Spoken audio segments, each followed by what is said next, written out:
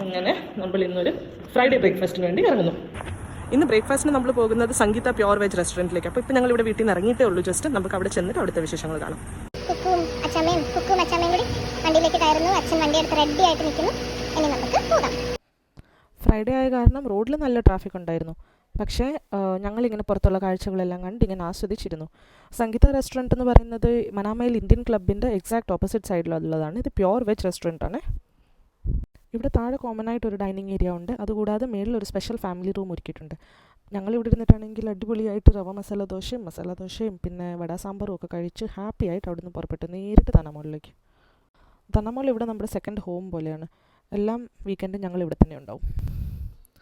ധനമോൾ എത്തിയപ്പം കണ്ട കാഴ്ചകൾ അടിപൊളിയായിരുന്നു. അവിടെ ഞങ്ങൾ നോക്കിയപ്പോൾ ഒരു വലിയ ഈവൻറ്റിൻ്റെ സെറ്റപ്പും കാര്യങ്ങളുമായിരുന്നു. പിന്നീടാണ് മനസ്സിലായത് അത് സ്പാർട്ടൻ്റെ ആനുവൽ സ്പോർട്ട് ഫെസ്റ്റിവൽ ആയിരുന്നു എന്ന്.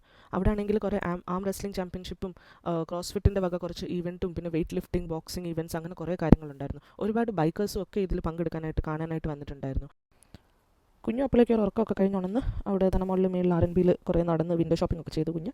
അതെല്ലാം കഴിയുമ്പോഴേക്കും അച്ചമ്മ ലുലുവിൽ നിന്നെല്ലാം ഷോപ്പിംഗ് ഒക്കെ കഴിഞ്ഞിട്ട് തിരിച്ചെത്തി. പിന്നെ ഞങ്ങൾ താഴെ ചെന്നപ്പം ഇദ്ദേഹത്തെ കണ്ടു. ഇദ്ദേഹത്തിൻ്റെ പേര് സെർഗെ എന്നാണ്. ഇവിടുത്തെ ചീഫ് ഗസ്റ്റ് ആയിരുന്നു ഇന്നത്തേത്. ആളുടെ പേര് സെർഗെ. ആൾ കസക്കിസ്ഥാനിൽ ബിലോങ് ചെയ്യുന്നതാണ്. എന്നിട്ട് ആളൊരു ഫേമസ് ആം റെസ്ലറും പിന്നെ ഭയങ്കര ഫോളോവേഴ്സും കാര്യങ്ങളൊക്കെ ഉണ്ട്. നിങ്ങളൊന്ന് ചെക്ക് ചെയ്യൂ.